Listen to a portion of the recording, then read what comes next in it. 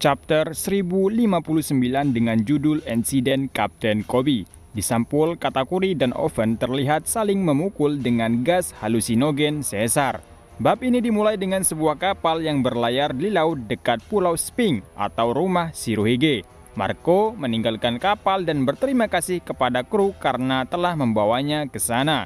Kapal itu adalah kapal bajak laut rambut merah. Seng bertanya pada Marco apakah dia tidak akan bergabung dengan mereka. Marco memberitahu Seng untuk berhenti bercanda. Dia lelah menjadi babysitter untuk bajak laut hebat. Seng memberitahu Marco untuk tidak melebih-lebihkan karena dia tidak ingin dijadikan seperti itu. Ben Beckman memberitahu Seng bahwa itu benar, sementara kru mentertawakan kapten mereka. Semua orang mengucapkan selamat tinggal pada Marco saat dia terbang menuju Pulau Sphinx. Kilas balik dimulai di Wano Kuni selama malam festival setelah serangan Rukokyu. Percakapan Luffy dengan Yamato. Luffy berkata, "Apa kau tidak ikut dengan kami? Jadilah bajak laut." Yamato menjawab, "Aku yakin kalian semua juga menyadari kan, hutan insiden manusia itu hanya diselesaikan berkat haki seseorang yang kuat. Kaido mungkin telah jatuh, tapi sekarang kita memiliki semua orang yang mengejar ke Wano Kuni. Aku tidak bisa melepaskannya. Bagaimana aku bisa berpetualang ketika saya khawatir tentang negara ini? Aku yakin kita merasakan hal yang sama." Yamato berbicara dengan Luffy sangat yakin dengan apa yang dia katakan, sehingga dia mengedipkan mata pada Luffy dengan percaya diri. Luffy melihat Yamato dengan serius tetapi mengerti apa yang Yamato katakan. Jadi dia menerima keputusan Yamato dan meninggalkan Momonosuke dan yang lainnya dalam perawatannya. Zoro meminta Yamato untuk hati-hati jangan sampai menyakiti perasaan Momonosuke, karena dia memiliki rasa bangga yang kuat. Yamato memberitahu Zoro bahwa dia mengetahuinya. Yamato juga mengatakan bahwa dia akan mencari tujuan pribadi di Wano Kuni untuk mencapai lebih banyak nafas. Sanji menangis atas keputusan Yamato. Lalu Marco tiba dengan segar di mana Luffy dan yang lainnya berada. Marco memberitahu Luffy bahwa kapal itu suatu kesempatan muncul di dekat Wano Kuni dan dia akan meninggalkan pulau di atasnya. Ada sedikit kilas balik ke Marineford ketika Marco memberitahu Jinbe untuk membawa saudara laki-laki Ace bersamanya. Setelah kematian Ace, kemudian Luffy berterima kasih kepada Marco atas bantuannya selama perang tersebut. Marco berkata, "Aku yakin Ace akan senang sangat jika kamu tahu seberapa jauh kamu telah pergi." Marco terbang dari Wano Kuni dengan satu pesan terakhir untuk Luffy dan berkata, "Mulai sekarang ini adalah eramu, maju dengan tekad." Luffy menjawab, "Tentu saja." Balik ke masa sekarang melihat Marco mencapai ujung Pulau Sphinx, adegan sekarang pindah ke Amazon Lily, Pulau Wanita. Bagian dari gunung besar di tengah pulau hancur. Gloriosa mengatakan ini pertama kalinya orang-orang itu mampu menyerang pulau begitu dalam. Dan kerusakan itu di kota sangat besar. Hancock mengatakan bahwa selama Anda tinggal di pulau itu, musuh akan terus berdatangan. Hancock berkata, "Sekarang sudah begini, aku ingin menikahi Luffy." Sebuah kilas balik baru dimulai. Terjadi selama marinir menyerang beberapa hari yang lalu. Berminggu-minggu waktu itu, marinir berhasil menghancurkan gerbang kota, tetapi bajak laut Kuja mengusir mereka dan menyerangnya juga. Dia kemudian memerintahkan marinir untuk mengirim tim pasifista baru yang disebut Seraphim ke garis depan dan meminta untuk aktifkan juga kamera perekam. Laksamana Yamakagi berkata bahwa Hancock belum terlihat. Seorang gadis kecil dengan sayap dan senter di punggungnya muncul di depan Marguerite dan Sweet Pea. Tapi mereka tidak ingin berkelahi dengan seorang anak gadis yang memiliki mata berbentuk bintang. Lalu dia menembakkan laser dengan tangannya seperti pasifista yang sudah kita ketahui. Tiba-tiba sebuah kapal bajak laut Blackbeard muncul di belakang kapal perang angkatan laut. Lalu ada gempa laut yang kuat mendorong kapal perang pergi melalui Blackbeard ke Amazon Lily. Blackbeard masuki wilayah pulau Amazon Lily bersama Katarina Devon dan Vasco Sword. Blackbeard berkata dengan ketawa, "Aku di sini untuk mempermasyuri bajak laut. Tidak mungkin aku akan membiarkan kekuatanmu jatuh ke tangan angkatan laut." Katrina bilang wajah Hancock keren, jadi dia ingin menjadikan kepala Hancock sebagai harta karunnya. Blackbeard memberitahu Katrina bahwa dia bisa melakukan apapun yang dia inginkan selama dia bisa mendapatkan kekuatan Hancock. Vasco berkata lebih baik menangkap Hancock hidup-hidup dan membawanya bersama mereka. Marinir meminta wakil Laksamana Yamakagi untuk memerintahkan mereka menyerang Blackbeard, tetapi Yamakagi mengatakan mereka harus menunggu izin dari markas. Kurohige menyerang marinir menggunakan kekuatan gura-gura Nomi sambil menyuruh Hancock keluar. Kita pindah tempat, terlihat Koby masuk bersama sekelompok marinir di kota Kuja dan mencoba berdiskusi dan berbicara dengan Hancock. Koby berkata, "Hancock-san, kami tidak ingin menggunakan kekerasan. Jika kau ingin ikut dengan kami, aku berjanji kami akan segera pergi." Marigold dan Sanderson meminta adiknya untuk menjauh karena mereka akan menjaganya. Namun Hancock menuju pertempuran. Hancock berkata, "Betapa konyolnya, aku tidak akan berada di tangan keduanya. Aku tidak tunduk pada siapapun." Kedua belah pihak meminta bantuan pengikut Blackbeard melawan musuh baru yang telah muncul. Dia masih kecil tapi mereka tidak bisa berbuat apa-apa terhadapnya. Kita melihat ledakan yang disebabkan oleh laser dari pasifista. Kurohige berkata dengan bertanya, "Bukankah itu rambut putih, kulit gelap dan sayap hitam?" Salah satu anak datang dari pasifista di mana Kurohige berada. Anak itu juga memiliki nyala api di punggungnya dan memegang pedang besar yang mirip dengan milik Mihawk. Sebenarnya anak itu terlihat seperti versi bayi Mihawk. Anak itu menyerang Kurohige namun ia menghindar dan tebasannya memotong ke gunung pulau besar menjadi dua. Lalu pasifista menyerang Kurohige lagi tetapi menghentikan pedang tersebut dengan lengan berlapis hakinya. Kurohige kemudian menggunakan kekuatannya untuk menyerap segala sesuatu di sekitarnya, yaitu The Black Hole. Dan Hancock menggunakan serangan Slave Arrow untuk mengubah semua musuh di sekitar menjadi batu, termasuk Helimbo dan wakil Laksamana Yamakagi. Koby memerintahkan pasifista untuk segera berhenti karena dia bisa menghancurkan patung batu dengan sinar laser. Hancock hendak menggunakan serangan tendangan parfum tetapi seseorang menghentikannya. Dalam halaman ganda yang mengesankan, kita melihat bahwa Kurohige meraih leher buah Hancock dan bahwa dia mengangkat Hancock dari tanah di depan bajak laut Kuja dan Koby.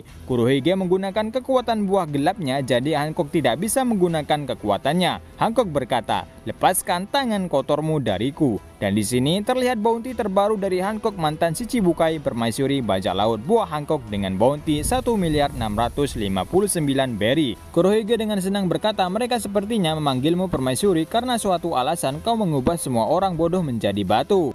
Dan terlihat bounty Kurohige Yonko Blackbeard Marshal Ditix dengan bounty 3.996 berry. Sementara Kurohige berbicara, kita melihat bahwa bahkan Katrina Devon dan Vasco Scott telah berubah menjadi batu. Koby tidak tahu apa yang harus dilakukan dalam situasi ini. Blackbeard memberitahu Hancock bahwa dia telah menunggu dengan sabar untuk kekuatan buahnya. Hancock mengatakan kepadanya bahwa kekuatannya didasarkan pada kecantikannya.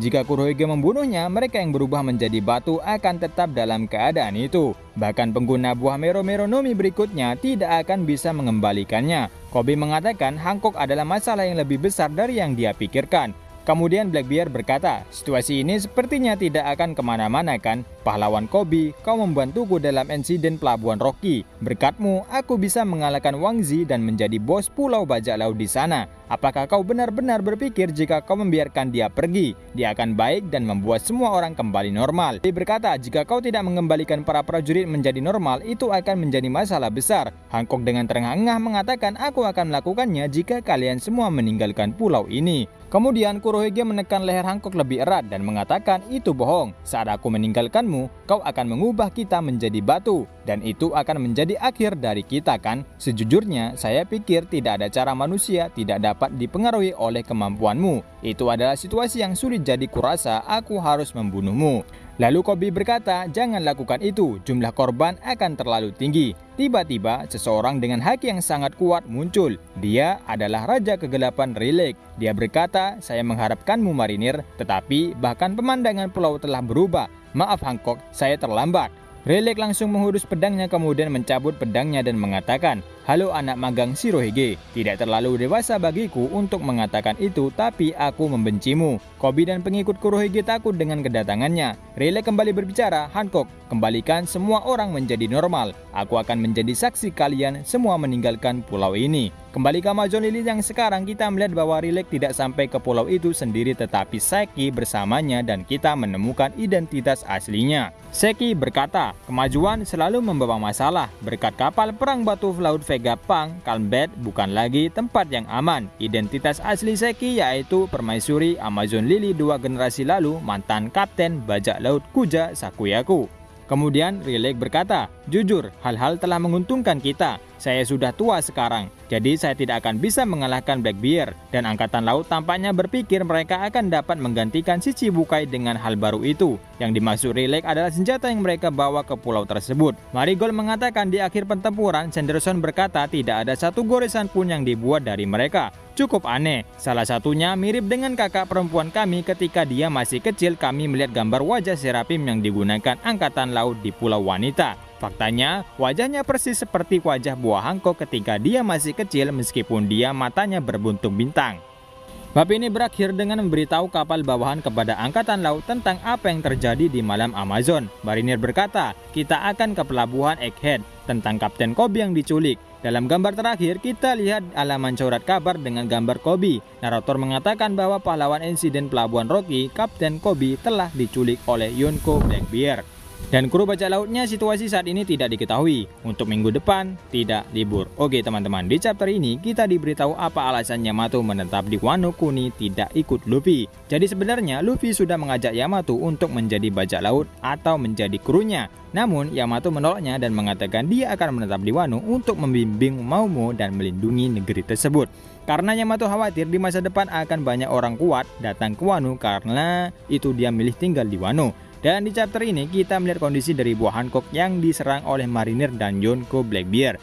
Awalnya yang kita ketahui Marinir datang lebih dulu untuk menangkap Hancock, namun tidak disangka Kurohige datang dan juga ingin menangkap Hancock. Karena dia menginginkan kekuatan buah iblis darinya. Kemungkinan Kurohige akan membagikan buah iblisnya kepada salah satu krunya. Dan juga pemerintah memiliki senjata baru yaitu Pacifista model baru, di mana Pacifista kali ini berukuran anak kecil. Meskipun ukurannya anak kecil, kekuatannya sangatlah besar. Ciri-ciri dari Pacifista ini yaitu berambut putih, bersayap hitam, berkulit hitam. Ciri-ciri ini seperti ras dari Lunarian, di mana salah satu tebasan dari Pacifista tersebut mampu membelah sebuah gunung di pulau tersebut. Dan wajah Pacifista yang belah gunung itu berupa wajah Mihawk versi anak kecil, dan wajah yang berupa buah Hancock ketika masih kecil. Dan Marinir mengatakan dengan senjata baru kali ini gunanya menggantikan si Chibukai yang dibubarkan. Dan untuk Kurohige hampir saja mendapatkan buah Hancock, tetapi tiba-tiba datang sang raja kegelapan Relic, sehingga Marinir atau Kurohige yang hendak menangkap Hancock gagal. Dan buah Hancock terselamatkan. Dan menariknya di chapter ini yaitu Kobe yang menjadi pahlawan di Pelabuhan Rocky, di mana Kobe mengalahkan Wang Zi, bos dari pulau tersebut. Dan Kurohige menyatakan dengan bantuannya dia bisa mengalahkan Wang Zi dan menjadi rumah atau markas di pulau tersebut. Dan di akhir chapter Kobe dinyatakan diculik oleh Kurohige. Masih belum diketahui apakah Kobe benar-benar diculik atau Kobe memiliki perjanjian terhadapnya. Di chapter ini banyak hal-hal menarik dan salah satunya Seki, ternyata dia adalah mantan dari permaisuri di Amazon itu, generasi sebelum Hancock. Oke, dan terima kasih, sampai ketemu lagi di review manga selanjutnya dan sampai jumpa.